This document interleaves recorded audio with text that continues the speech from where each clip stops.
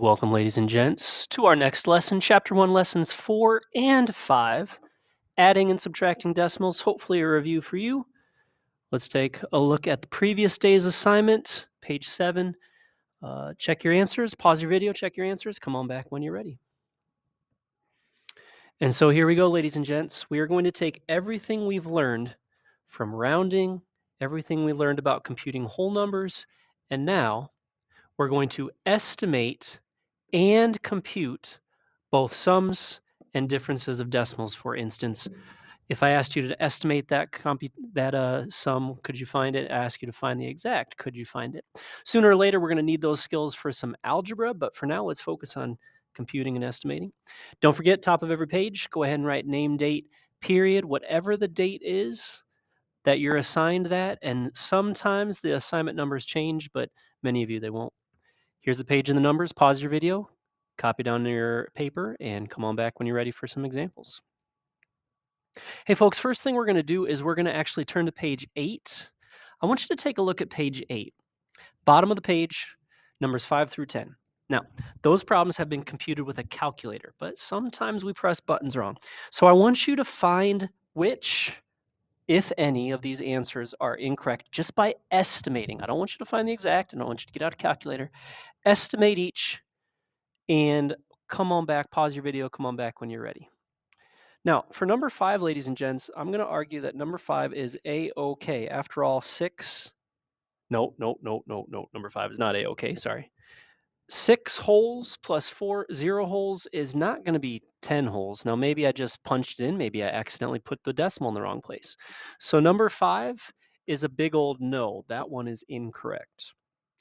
Meanwhile, number 6, I would argue it's okay. About 9 and about 1 is about 10, or you could round that up to 10 and 1, which is about 11. I would argue that 6 is okay. 7, something looks strange. After all, if you had 80 and 20, it'd be 100, and this has even parts beyond that. So my argument, just using our estimating skills, number 7 is not okay. Number 8, round 36 and 11, well, maybe you could make that 12, I don't know, but 36 and 12? Let's see, 48. Yeah, that's awfully stinking close to 48. So I would argue that number 8 looks okay. Number 9 is about 13 and another 3. That's about 16. I would say number 9 is okay. Number 10, something looks strange for number 10. In fact, what if I just rounded that down to 55 and that up to 15? If you put that together, 55 and another 15 is going to be awfully close to 70, not 80. Something must have went fishy, and I would argue this one's a no. All right, I want you to do the same thing. Pause, rewind the video if you need, but let's go ahead to the same thing on page 10. Estimate, write yes or no for each of these problems. Pause your video, come on back when you're ready. Number 5, if we were to take away 87 minus 4, that's about 83. I think number 5 is okay.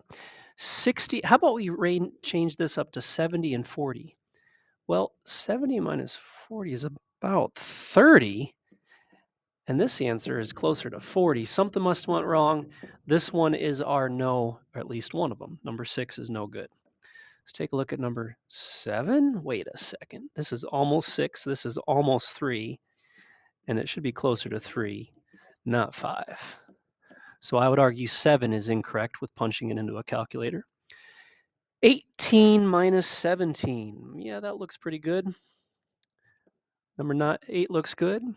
Number 9. Something looks strange for number 9. After all, if you have 200s and you subtract 20, wouldn't you still have close to, if not 200s?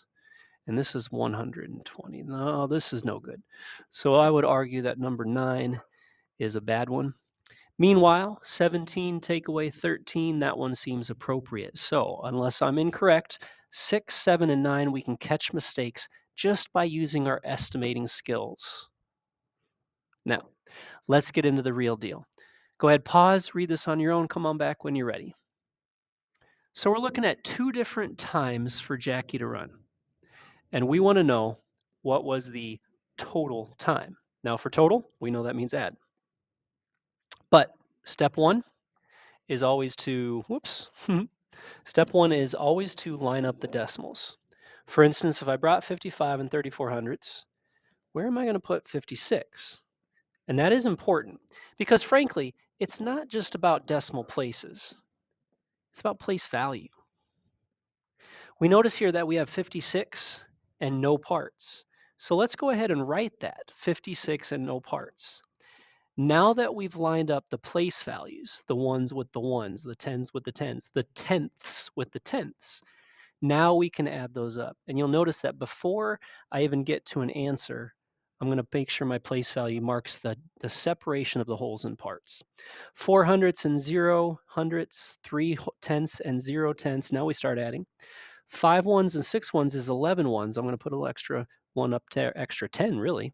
5, 5, and 1 is 11 for a final answer of 111 and 34 hundredths seconds. Now again, I really need you to focus on, it's not just about some decimal point, it's about place value. Don't try to add 3/10 of a second with 6 whole seconds. That doesn't make sense, does it? Onward we go to our next example. Jason here, going to a grocery store, bought the following items. We're going to use it to find the total of his bill. Now what I'm seeing first is peanut butter, which is 4 wholes and no parts. I'm going to go ahead and write that with no parts. Then we have bread, milk, and pasta sauce. So anytime you're finding a total by adding or subtracting, you're going to line up the place values. Now let me go ahead and clone that over here. I'm not really sure why I put 2 boxes, but that's okay. Now that we have all the place values in order, we can say, all right, let's put the pennies together. If we were to add pennies, 5 and 5 is 10 pennies and another 7, that's 17 pennies. That's an extra dime, that's an extra tenth. So I'm going to carry that place value. Oop, my bad. Always write that decimal in first. All right, so we have 1 and 4 is 5, 5 and 3 is 8, 8 and 6 is 14 dimes. Well, that's an extra whole dollar bill. 1 and 4 is 5 and 3 is 8. 8 and 3 is 11, and 11 and 2 is 13. So our final total bill, $13.47. Now let's crank it up a notch with some algebra, shall we? Here we're asked to evaluate. Remember that keyword? Root word inside of it is find the final value. So for each and every one of these, we're asked to either add or subtract 2 quantities.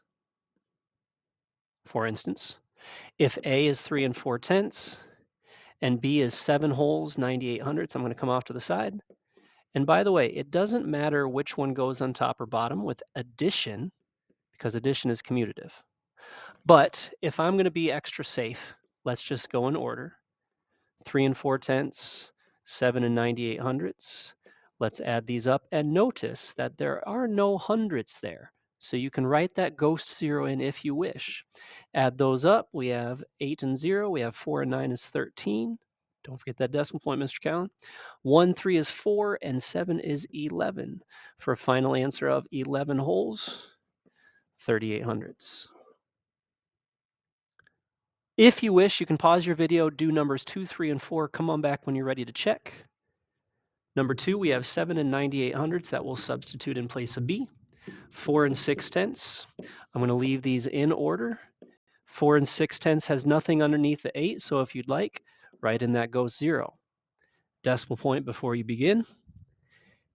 8 hundredths and 0 hundredths.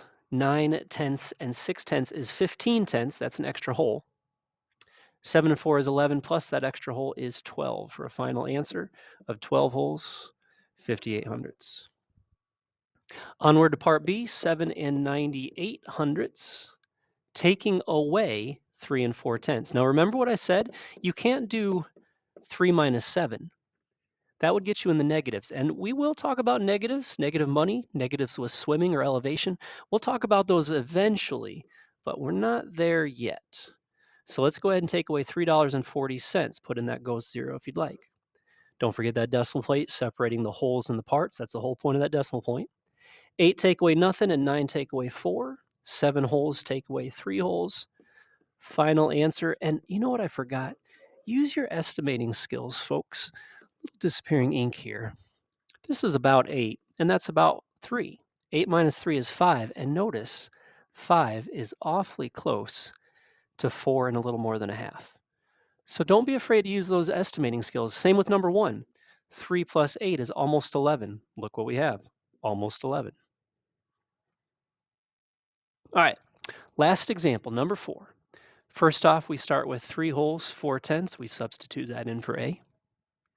Then for C, we have 4 and 6 tenths. Now notice we also have another operation. We're going to subtract B. We're going to subtract 7 and 98 hundredths. So let's come off to the side. We know order of operations, addition and subtraction are equally strong. So we must go left to right. We have to add these quantities first before we subtract. 4 tenths, 6 tenths, well, that would be a whole. 1, 3, and 4 is 8. Now let's go ahead and subtract 8 minus 7 and 98 hundredths. If you wish, add in those go zeros, but here's the problem. You have no pennies to take away. You guys know this. So what I'm going to do is I'm going to borrow. We're going to regroup. We're going to take a whole dollar bill and make 10 dimes. But I still don't have any pennies, so let's take away one of those dimes to make 10 pennies. That's why. It's not because your teacher told you so. Notice that 7 wholes, 9 dimes, 10 pennies, that's the same as $8. I haven't done anything other than change the representation. Because now I have enough pennies to take away. 10 take away 8, 2 pennies left over. 9 dimes take away 0 dimes. Well, there are no dimes. There are no tenths. And there are also no hundredths. Final answer here is going to be 0 and 2 hundredths. Folks, again, I'm hoping this is a review. Remember, don't do something because the teacher says. We're not talking just about line up the decimal points. Why? Oh, I don't know, my teacher told me. We're talking about line up the decimal points because that lines up all the place values, which is crucial when adding or subtracting. Don't add 8 dimes with 6. Don't add 8 pennies with 6 dimes. That doesn't make sense. You can add 8 pennies with 0 pennies and 9 dimes with 6 dimes and so on. It's all about place value. All right, at this point, go ahead and start your assignment. Don't forget, every assignment you are writing each new set of directions every time you get there. And then whatever the problem is first, you should have problem, your work, and then your answer. I should see the original problem, and then go and find your work, and then circle your answer, please. Problem, work, answer, problem, work, answer. That's what I got for today, folks. Take care, do well, and let's grow.